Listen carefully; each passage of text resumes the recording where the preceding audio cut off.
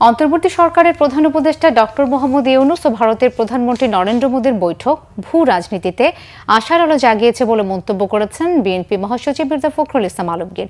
তিনি বলেন, এই বৈঠক দুদেশের মানুষের কল্যাণ বয়ে আনবে। সন্ধ্যায় গুলশানে বিএনপি চেয়ারপারসনের কার্যালয়ে ক্রীড়া অঙ্গনের বিশিষ্টজনদের সাথে ঈদ পরবর্তী শুভেচ্ছা বিনিময় শেষে এসব কথা বলেন মির্জা ফখরুল ইসলাম আলমগীর।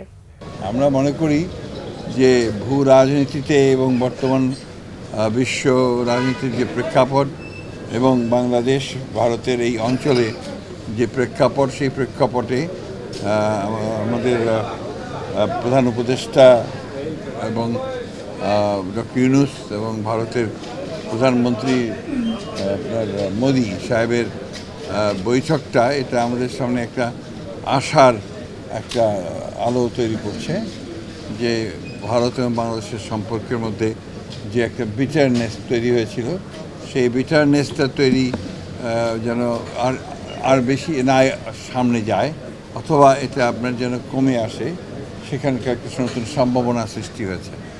এবং আমি যতদূর দেখেছি তাতে করে আমার মনে হয়েছে যে এ ব্যাপারে দুজনেই যথেষ্ট আন্তরিক, এবং এটা নিঃসন্দেহে বাংলাদেশের মানুষকে এবং ভারতের মানুষকে, দুই দেশের মানুষকেই এটা উপকার করবে।